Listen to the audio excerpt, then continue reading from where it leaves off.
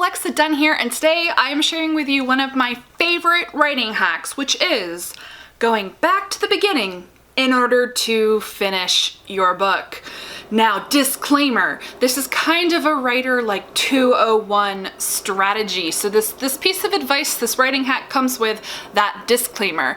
If you are a total beginner, I can't in good conscience recommend this because sometimes this is a stall tactic for actually finishing your book. But let me tell you what I mean when I say going back to the beginning in order to finish.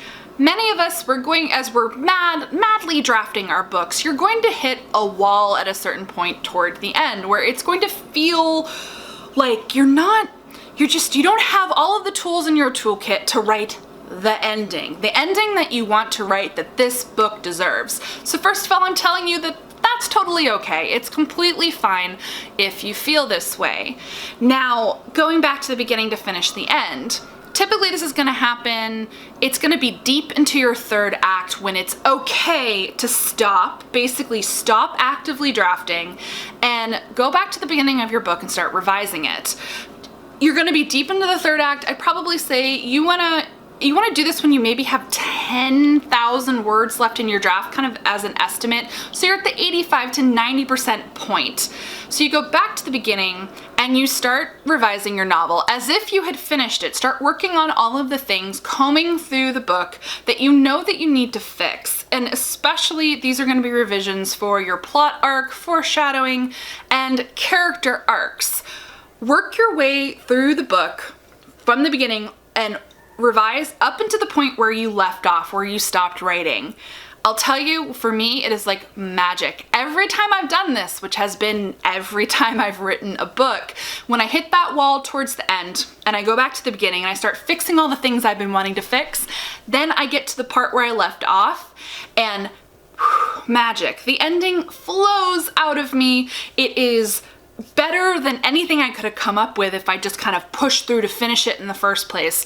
And typically, fingers crossed, usually that ending that I write becomes the ending. It is not something that I have to revise multiple times. So actually, I said I did it for every book, but for my first ever book, so the first book I ever finished, I didn't do this.